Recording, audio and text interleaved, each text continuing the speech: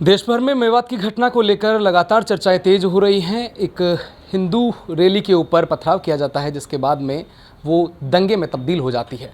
तमाम विषय को लेकर और राजस्थान की राजनीति के हालात और ज्ञानवापी मस्जिद के ऊपर चल रही कार्रवाई को लेकर आज हमारे साथ खास बातचीत के लिए वृंदावन से आए रितेश्वर जी महाराज साथ में हैं। तमाम विषयों पर बातचीत करेंगे और जानेंगे कि इनके ऊपर इनकी क्या राय है। महाराज साहब, मेवात की घटना के लिए लगातार चर्चाएं हो रही हैं और चर्चाओं का बाजार भी गर्म है, जिसको लेकर इस तरह की घटना अब कोई नई नहीं रही है, पहले भी इस प्रकार की घटनाएं हुई हैं, तो इनको ऊपर रोक कैसे लगेगी?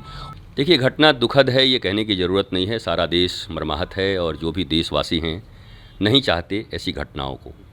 हर आदमी अपने परिवार के साथ इस देश में शुचिता और शांति के साथ रहना चाहता है। मुझे ऐसा लगता है कि आगे ऐसी घटनाएं नहीं हों, इसके लिए सरकार और जनता दोनों को जागरूक रहना होगा। मुट्ठी भर कट्टरवादी तत्वों को अगर सरकार नियंत्रित नहीं कर पाएगी तो भारत देश के जो 95% से ज़्यादा लोग हैं वो तकलीफ़ में रहेंगे।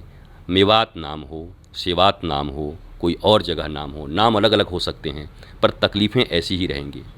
इसलिए भारत और भारत सरकार, राज्य सरकारों को और भारत की जनता को मिलकर काम करना होगा। ये कोई एक तंत्र पूरा काम नहीं कर सकता। न केवल पुलिस तंत्र कर सकती है, न केवल ये सरकार काम कर सकती है, न केवल जनता सड़क पे आके कर सकती है। तीनों को मिलना होगा और मिल कर के समाज में इस प्रकार की विषमता को उत्पन्न करने की क्षमता रखने वाले ऐसे कट्टरवादी तत्वों के खिलाफ खड़े होकर के भारत उनके लिए सेफ स्थान नहीं है, ये उनको संदेश देने की ज़रूरत है कि आपके लिए सुरक्षित नहीं है भारत। भारत जहाँ लोग आनंद से रहना चाहते हैं, जो धर्म प्रधान देश है, जो कृषि प्रधान देश है, जो ग्राम प्रधान देश है, जो सनातन संस्कृति को मानने वाला देश है, उन लोगों के लिए है। जहाँ आनंद ही आनंद है, कट्टरवादियों के लिए नहीं है। और ये मैं किसी विशेष पंथ या मजहब को मैं कभी टारगेट नहीं करता। वो कट्टरवादी जिस जगह से हों, क्योंकि सभी लोग बोलते हैं अपराधी का कोई जाति नहीं होता, अपराधी का कोई धर्म नहीं होता, अपराधी का कोई मजहब नहीं होता। मैं भी ऐसे ही मानता हूँ। तो ऐसे तत्वों का चुनाव करके और सख्ती के साथ उनसे निपटा जाए और समाज को ऐसे तत्वों का बहिष्कार करना चाहिए कि ताकि भविष्य में मेवात जैसी घटना, मैं ब्रजवासी हूँ, ब्रज से आया हूँ, ब्रजमंडल में ही आता है, और कोई धार्मिक शोभा यात्रा निकल रही हो तो इसमें असहिष्णुता की बात क्या है? पुलिस की फेल्योर है। अगर उनको जानकारी थी, उनको पता था इस प्रकार की घटना हो सकती है, तो एक अच्छी व्यवस्था होनी चाहिए थी। लेकिन मैं उनसे पूछता हूँ, जो लोग पथराव करते हैं या जो लोग मारते हैं, एक ही भारत में रह करके कभी आप जुलूस निकालते हो, कभी हम शोभा यात्रा निकालते हैं, कभी गुरु नानक साहब का प्रकाश यात्रा निकलता है, कभी यहाँ जीसस क्राइस्ट के लिए भी सब कुछ निकलते रहते हैं। तो इस प्रकार की असहनशीलता, असहिष्णुता, वो कहाँ से शिक्षा मिल रही है ऐसी हमारे बच्चों को? भारत देश में ऐसी शिक्षा कहाँ से मिल रही है कि ऐसा देखो पथराव करो, ऐसा देखो मारो? और ये आने वाली नस्लों को बर्बाद करने वाली है। अगर हमें आने वाले अपने नस्ल को, आने वाली अपनी पीढ़ियों को बचाना है तो भारत देश को कट्टरवाद के खिलाफ खड़े होकर के अपने सनातन संस्कृति को दृढ़ता से अपनाना होगा। भारत विश्वगुरु बने, भारत सोने की चिड़िया बने, इस सब के लिए हमें मिल के काम करना होगा। भारत के अंदर समानता से देखा जाता है हर व्यक्ति को और सभी को जीने का अधिकार है, लेकिन इसके बावजूद भी ये कहा जाता है कि भारत के अंदर मुसलमान है वो सुरक्षित नहीं है। नहीं, ये तो आप देख सकते हैं। भारत देश में बॉलीवुड में शाहरुख खान, सलमान खान और आमिर खान ये सुपरस्टार रह चुके हैं। अगर भारत सुरक्षित नहीं है तो करोड़ों लोग उनको देखते कैसे हैं? भारत सुरक्षित नहीं है तो मैं तो कभी नहीं देखता कि मैं तो नाम भी नहीं पूछता। जिसने भारत के लिए नाम रोशन किया, भारत के लिए जिसने मेडल्स लाए, वो हमारी बहन है, हमारी बेटी हैं, हमारी मातृ स्वरूपा हैं। मैं इस चश्मे से नहीं देखता भारत को। मैं वास्तव में भारतीयता के चश्मे से देखता हूँ। भारतीयता के सांचे में जो फिट हैं वही भारतीय हैं, पर जिनके भीतर में उपद्रव हैं, उन उपद्रवी तत्वों से मैं फिर कहता हूँ भारत सरकार को और सारे सरकारों को, राज्य सरकारों को सख्ती से निपटना होगा। ये पार्टियाँ अलग अलग होंगी, देश हमारा है, इतना याद रखना चाहिए। कहीं पार्टियों के चक्कर में आने वाली हमारी नस्लें और पीढ़ियाँ ऐसे बम और बारूद के गोले पर खड़े न रहें कि जो इतनी गालियाँ दें हमें कि ऐसे भारत का निर्माण किया हम लोगों के लिए। तो हम सबको मिलकर ऐसे भारत का निर्माण करना है जहाँ पर शांति, प्रेम, आनंद हो और कठिन प्रशासन हो। बहुत कड़ाई से निपटा जाए अपराधी तत्वों के प्रति, अपराधी जो भी हो उसके प्रति कड़ाई से निपटा जाए, और जो आम जन हैं उनके लिए फूल, पुलिसिंग व्यवस्था ऐसी कई राज्यों में बन रही है कि आमजन को फूल देते हैं, अपराधियों के साथ फूल की तरीके से निपटते हैं। तो ये व्यवस्था कायम होनी चाहिए। मैं कहूँगा उत्तर प्रदेश में हमारी अभी जो लॉ एंड ऑर्डर व्यवस्था है, जो अच्छी चीज़ें हैं उनकी सराहना करनी चाहिए। यद्यपि मुझे कह दिया जाएगा कि आप तो बाबा हैं, बाबा का समर्थन करेंगे। अरे जब हिंदू, मुसलमान, सिख, ईसाई सबकी बेटियां आराम से, बेटे आराम से घूम रहे हैं, सड़कों पर आनंद ले रहे हैं, तो समर्थन करने में तकलीफ़ क्या है?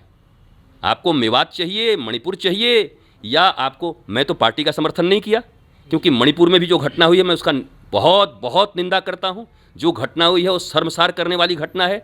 सरकार किसकी है आपको पता है। और फिर मैं कह रहा हूँ कि ऐसी व्यवस्था होनी चाहिए। तो पार्टी से तो मुझे नहीं जोड़ सकते आप, हाँ जोड़ सकते हैं कि किसी के भीतर में दृढ़ इच्छा शक्ति हो तो वैसे शासन करने वाले व्यक्ति से पिता की तरह पूरे राज्य को देखते हुए सबकी बहु बेटियाँ सुरक्षित रहें, इसके लिए वो काम कर रहे हैं। इसलिए यूपी मॉडल को लागू करना चाहिए।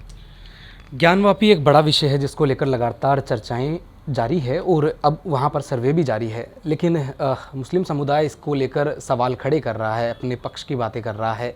तो क्या इसके ऊपर जो सर्वे जारी है, जो हो रहा है, वो होते रहना चाहिए? और इसके ऊपर जो अभी जो फैसले आए हैं तो वो किस रूप से सही है? क्योंकि पहले अयोध्या के अंदर भगवान श्री राम के मंदिर को लेकर कई लंबे समय तक चर्चाएँ हुई, बवाल हुआ, और उसके बाद में फैसला आया तो वो हिंदू पक्ष के लिए सामने आया। और अभी ज्ञानवापी को लेकर भी जो है लगातार इसके ऊपर चर्चाएं हो रही है और अब सर्वे जारी है। तो किस तरह से देखते हैं इन चीज़ों को आप? देखिए, एक भारतीय होने के कारण संविधान मेरे लिए प्रमुख है। भारत का नागरिक हूँ मैं। तो जो चीज़ कोर्ट में है, कोर्ट में काम चल रहा है उसके ऊपर में, और सर्वे मांगने न मांगने का अधिकार तो सबको होना चाहिए। आपको लगता है आपके घर में किसी ने कब्जा कर लिया है तो आप क्या कोर्ट में भी जाने से वंचित हो जाएंगे? क्या इतना भी अधिकार भारतीयों को नहीं मिलेगा? जिनको बहुसंख्यक कहा जाता है या अल्पसंख्यक हों, कोई भी हो, इतना अधिकार तो हो कि ये हमारे भोले बाबा का स्थान है, हमारे यहाँ कब्जा कर लिया गया, हम कोर्ट में गए हैं मांगने के लिए कि सर्वे करा दीजिए। जब कोई क्राइम होती है, किसी को कोई शंका होता है तो FIR करता है, फिर इन्वेस्टिगेशन होता है। तो ये इन्वेस्टिगेशन का एक प्रक्रिया है कि भाई इन्वेस्टिगेट किया जा रहा है कि क्या पुरातत्व विभाग इन्वेस्टिगेट करे कि यहाँ पर मंदिर था या नहीं था। इसमें विरोध क्यों, किस लिए? ये तो मुस्लिम समाज को भी खड़ा होगा, पूछते भी हैं लोग, अच्छे अच्छे मुस्लिम, मेरे बहुत सारे मुस्लिम स्कॉलर्स मेरे साथ जुड़े हुए हैं, हम चर्चाएं भी करते हैं और वो भी कहते हैं कि पूछना चाहिए। हम लोग पूछते हैं कि किस लिए विरोध कर रहे हो। लेकिन अब कुछ लोग हैं, भारत है, आपको भी PIL डालने का अधिकार है, आपको भी किसी संगठन को बना करके आप जा करके किसी के विरोध में खड़े हो सकते हैं। भारत में न्याय व्यवस्था, शिक्षा व्यवस्था और चिकित्सा व्यवस्था उत्तम होनी चाहिए, अविलंब होनी चाहिए। 500 साल के बाद न्याय नहीं मिलने चाहिए, न्याय त्वरित होना चाहिए। ऐसी सिस्टम बनानी होगी और ये ब्रिटिश का सिद्धांत है, इसको बदलना होगा, सनातनी सिद्धांत लाना होगा। विक्रमादित्य के शासनकाल में कोई अच्छी चीज़ें थी तो एडॉप्ट करिए।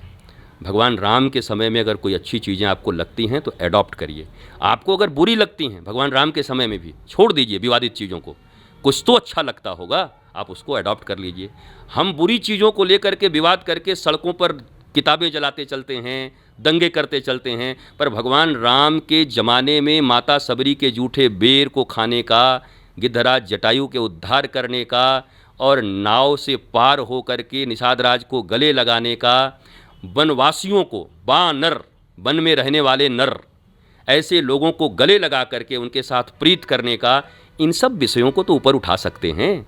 आपके जहन में, मानसिकता में अगर नफ़रत है तो आपको सिर्फ बुरी चीज़ें दिखाई पड़ेंगी, और आपकी मानसिकता में अच्छी चीज़ें हैं तो राम से, भगवान कृष्ण से, हमारे पूर्वजों से अच्छी चीज़ों को आप निकालिए। मोहम्मद साहब के जीवन में भी कुछ अच्छी चीज़ें हैं तो आप निकालिए और उसको एडॉप्ट करिए। जीसस क्राइस्ट के जीवन में कुछ अच्छी चीज़ें हैं तो आप निकालिए, एडॉप्ट करिए।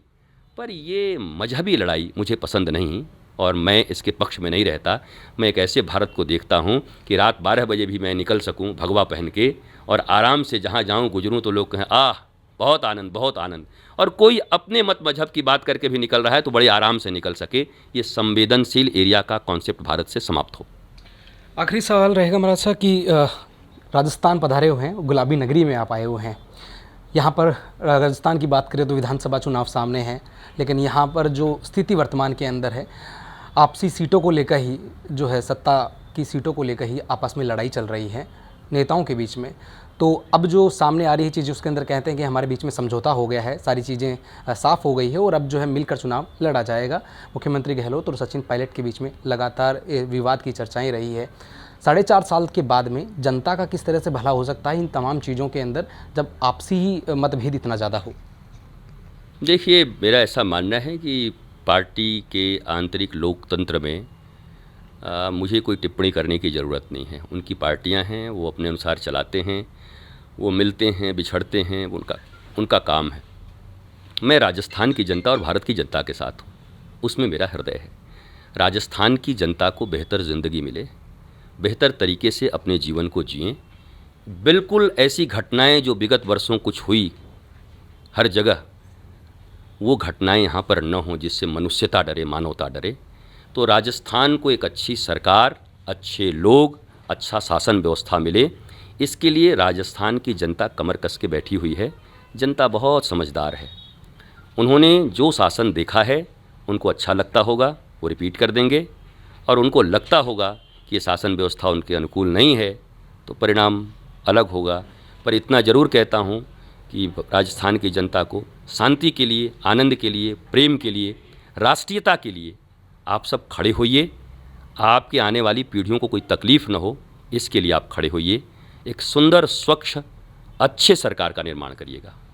हाँ, बिल्कुल। हमारे साथ थे रितेश्वर जी महाराज और लगातार विषयों पर बातचीत हुई, जो विभिन्न मुद्दे हैं जो अब वर्तमान के अंदर जिनके ऊपर लगातार चर्चाएं हो रही है, और राजस्थान के ऊपर भी जो चर्चा रही, जो वर्तमान की सरकार, जो मुख्यमंत्री अशोक गहलोत अभी मुख्यमंत्री पद पर हैं, जिसको लेकर भी चर्चा हुई, जिसके अंदर आने वाले समय में जनता किसके ऊपर अपना मन दिखाने वाली है। क्योंकि राजस्थान के अंदर से हमेशा से रीति चलती आ रही है कि 5 साल कांग्रेस तो 5 साल बीजेपी का राज रहा है, लेकिन अब देखना ये होगा कि जनता किसको तय कर कर किसको आसन पर बिठाने वाली है। मेरे सहयोगी लव कुमार के साथ मैं दीपक कुमावत, नवतेज टीवी, जयपुर। देश और दुनिया की हर बड़ी खबर के लिए सब्सक्राइब करें नवतेज टीवी और पल पल के अपडेट्स के लिए बेल आइकन को दबाना ना भूलें, क्योंकि आपकी खबरों का भरोसेमंद साथी है नवतेज टीवी।